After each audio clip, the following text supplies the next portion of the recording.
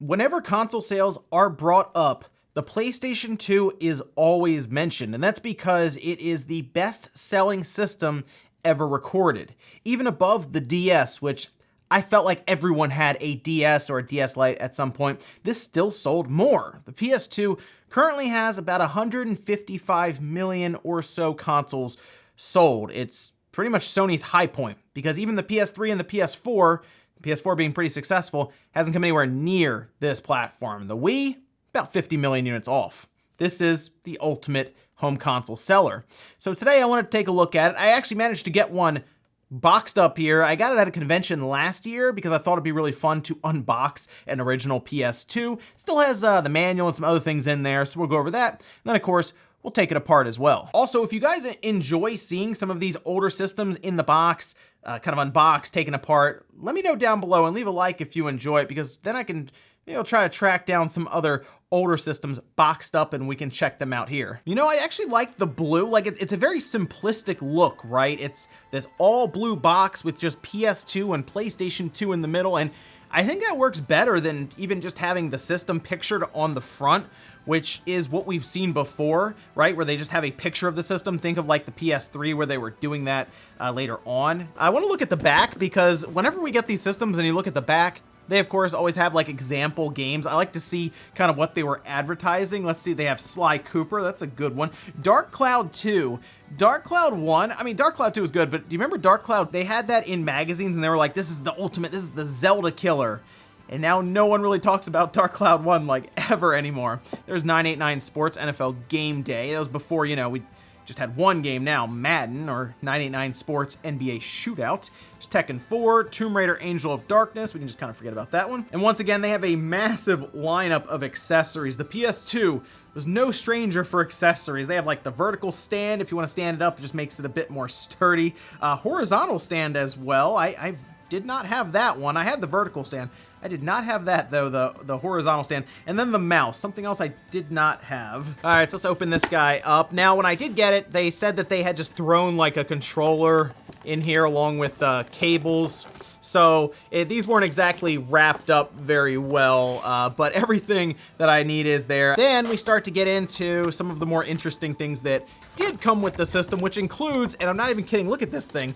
Look at this manual. This is massive. I mean, seriously, this is a huge manual. Now, it does have English, French, and Spanish, so they have several different languages here, but this is ridiculous. They have pictures, which is really funny. They even have like little, kind of like little cartoons where it's like, hey, don't put it in the bathtub.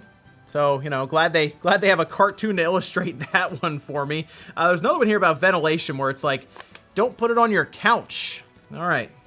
Got that one. They also have a section here that's all about outdoor antenna grounding, which is not exactly something I'd expect to find in the PS2 manual. But I will give Sony credit. There is a lot of detail on how to use this system in here. I was looking to see if they ever had any instance where they called the X button cross or anything like that, but it seems like they just pretty much always used the symbol that was on the controller. It's like they also have a full ESRB guide for what all the symbols mean, I guess for any parents that would check it out. This appears to be before they introduced the E10 Plus. And it looks like I also have an advertisement here for PlayStation Underground. Okay, that's pretty cool. Did anyone else have PlayStation Underground? I had some demo discs from them, but I know they did a ton of demo discs, so let me know if you still have any of those laying around. All right, there we go. We got the system out here with the styrofoam. System looks to be in pretty good shape overall. We'll get those guys off of there and take a look at it. Got styrofoam all over this thing. So looking at it, it looks like it's in pretty good shape overall. It has some scratching here, but like on the front where these vents are, usually if I see a used PS2 that like was in I'll say on the carpet or something, this is always clogged up with like dust or dirt. It looks pretty clear right here, I gotta say, and the warranty sticker is still intact, which we're about to break anyway. And then even the expansion bay door is on there where you put like one of the larger hard drives. There was a tweet pretty recently from the PlayStation account on Twitter that mentioned that the front symbol can be turned based on the orientation you have for your system, whether it's vertical standing or horizontal. You can actually take this symbol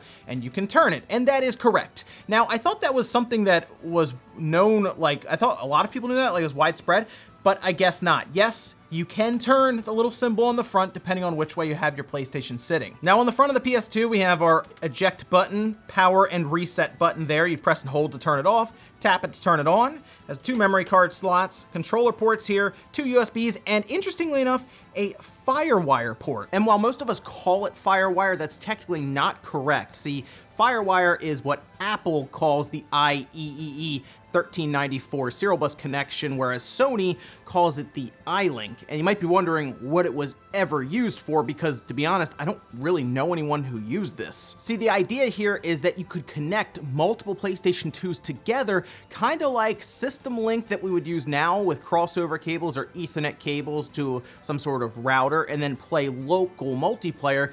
Kind of also reminds me of a System Link that we would do between Game Boys, and that's pretty much what it was. Stacking some PS2s or having them close enough to where a cable of 6 to 8 feet could connect, and then you could play some games. It wasn't a lot. In fact, the list is, I think, 10 to 15 games, and you have games like Armored Core, Gran Turismo 3, Time Crisis. Those were the games you could play. It was a cool idea, I guess, but no one really used it. And eventually Sony just started making cases in the factory that just covered up that port completely. So even they knew that, well, no one's really using it. It's not even worth cutting out a hole in the plastic for. Now on the back, we do have our power port here, digital out, optical port, which was nice to have, AV multi out, and then we have our power on off rocker. This threw some people off since the GameCube didn't have it and the original Xbox did not have something like this, and that would just turn it on and off. This is the thing that people would call over the phone for, like the PS3, and be like, it doesn't turn on, what do I do? And I would have to let them know you have to turn the main power switch on. Now we also have this expansion bay, which if you open it up,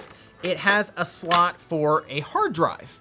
And we would have hard drives for like Final Fantasy 11, for example, that you would slide in here. And they even had one that would come with Final Fantasy 11. I think it was a 40 gigabyte IDE drive. Now, of course, later on in the system's life, people have hacked it and everything, and you could put hard drives in there, rip games to it, all of that. But for the most part, I remember using that for something like an MMO of Final Fantasy. So I had repaired some PS2s, but for the most part, I got into the repair scene after the PS2 had kind of run its course, and the PS3 and the 360, of course, were out.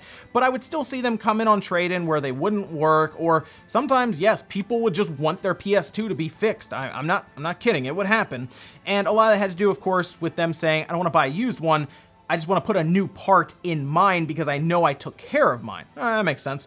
So I have worked on some of them, but not as much as like an Xbox 360 or the PS3 at the time. But usually the things I would work on with the PS2, it just wouldn't read games. That always seemed to be the problem. Like, very rarely did I find one that was overheating, which it does need a fan, so it's possible that like the fan could just stop working and then boom, the system overheats. But for the most part, it wouldn't read like the blue bottom disc, right? It wouldn't read that, or it wouldn't read DVDs, or it wouldn't read PS1 games. Those were always the things, and a lot of times you would just change out the laser. All right, so with all the screws out, warranty sticker on the back cut, so we can open it up. That guy will pop open. We do have a cable running from the front button boards here. There we go, we can get that guy out of the way. And that does all separate, so like I have dust in here, I can pretty much just take this and for the most part use just basic soap and water to clean this up really well. You can even remove the memory card mechanism part right here with the springs if you want to just take that out and clean that separately also. So it's pretty straightforward to clean this guy up and make it look new. Now we do have our power switch back here that then runs down and around, but that actually just pops right out. A couple of Phillips head screws for the memory card slots here that actually runs to the main board here with a cable. Now after grabbing any of the Phillips head screws around the perimeter up here, especially around the fan, this guy will just kind of pick right up out of there, and we can put this bottom piece to the side. Another easy thing to clean. Again, there's no like electronics or anything here. You can just kind of drop it in some water, scrub it up real well with a soft bristle brush like this one. Now we're gonna flip it around. I would always get annoyed when we had systems like these back in the day because the Xbox One is kind of like this, where you have to then flip it around to see the exposed board down here to get to more screws. And we can see a large hard drive bay here as well that they had to build in, of course, for that 3.5-inch drive. But we can start removing these screws and then finally we should be able to get to the motherboard. So this is our power supply that I just unscrewed. You can see it's very much exposed, by the way. I think it was with a PS2 Slim when I first opened it. I remember opening it and touching it, it gave me a jolt. So these weren't exactly insulated super well, but that is our entire power supply for the fat PS2 model. And you can see this guy just kind of runs down there and pretty much cuts the circuit or leaves it pretty much connected.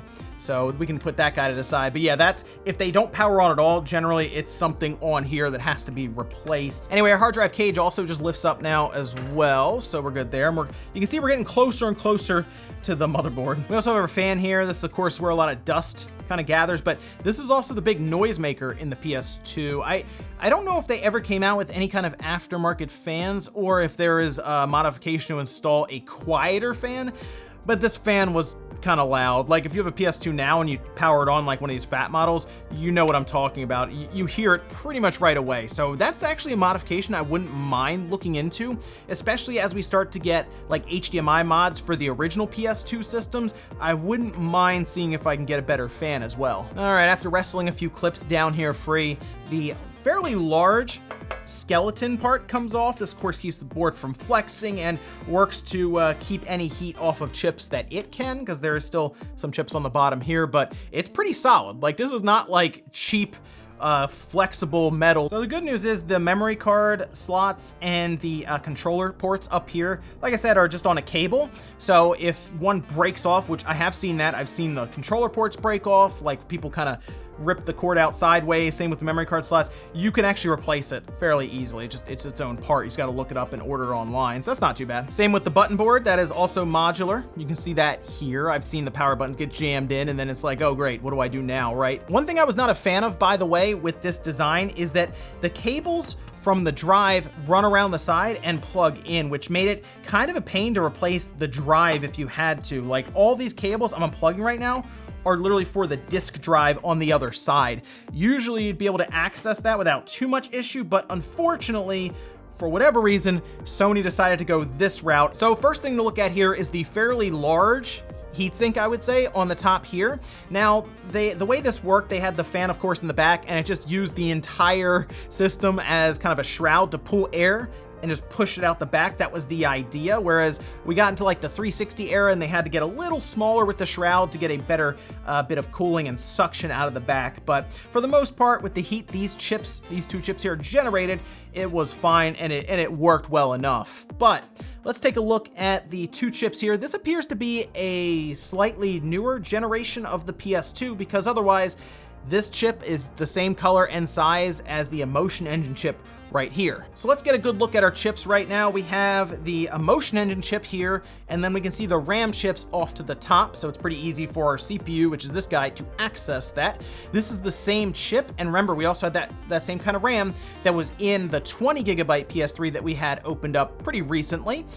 Right here to this chip's right is our graphics synthesizer. By the way, I love that name for what's their GPU. I think that's a really cool name for it. Graphics synthesizer. And it would of course fill up all those sweet polygons on screen. Now at the time, the PS2 was technically seen as the weakest system out of the three, being the GameCube and the Xbox, then the PS2. Now the Xbox was pretty much the most powerful system at the time during this generation, but the PS2 was able to do quite a bit of stuff. It of course had the advantage over the GameCube in terms of getting DVDs, which we're going to look at that drive in a second here as basically its biggest advantage. But even so, the Emotion Engine chip and the graphics synthesizer did some really cool stuff at the time. You can look at games like Metal Gear Solid 3 as an example, or even Killzone. I mean, this thing was even pushing 1080i, I believe, with certain games like Gran Turismo 4. That game looked really, really good for a PS2 generation game. Also during this generation, we had a lot of games that pushed higher frame rates. 60 frames was, I think, more common here than it was even in the following generation. I mean, there were a lot of platformers at the time that really just had much smoother looking gameplay overall because of it. Oh, also, one other thing while we're looking at the board, if your PS2 just stops keeping like the date and time and all of that, this battery needs to be replaced. They're pretty straightforward. This is a CR2032. On some of the later model PS2s, they have them actually on the side of the disk drive, which is a strange location this just being on the motherboard makes more sense. Now let's take a look at what gave the PS2 its biggest advantage. That is the disk drive.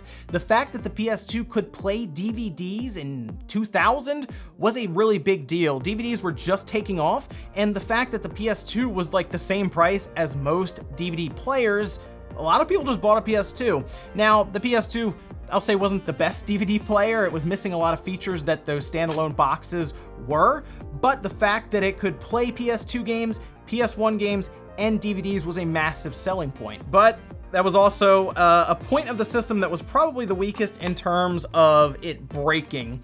This drive, this thing was so delicate.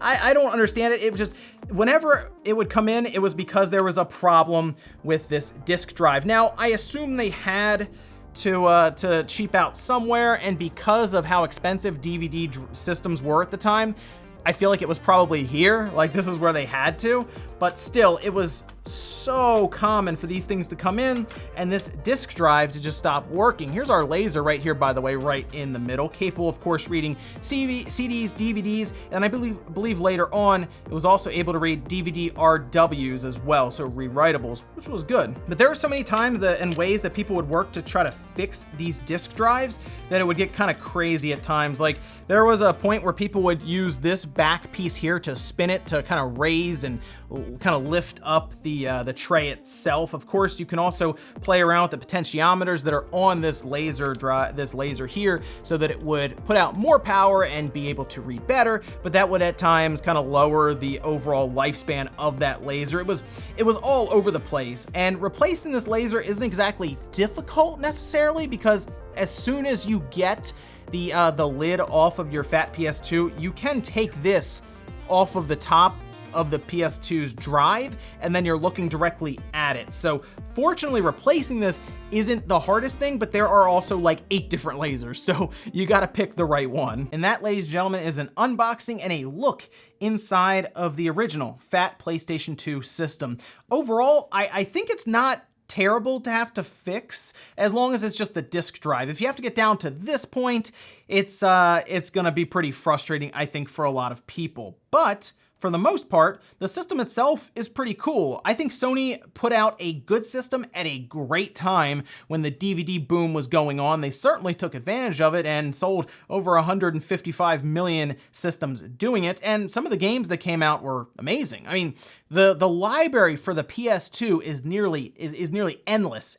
There's so many games, and the fact that it plays PS1 games as well, it's pretty cool. I just kind of wish the system maybe was a bit more sturdy, a bit less delicate when it came to its disk drive, but I do think that's one of the main areas where they had to cut some corners to get it out at its price. Anyway, let me know what you guys think about the PlayStation 2 system. Did you have one back in the day? Maybe you got one recently and started picking up games for it, or even started collecting again for it. Thanks guys for watching. Make sure you like the video on the way out if you enjoyed it, dislike it if not, and I'll see you next time.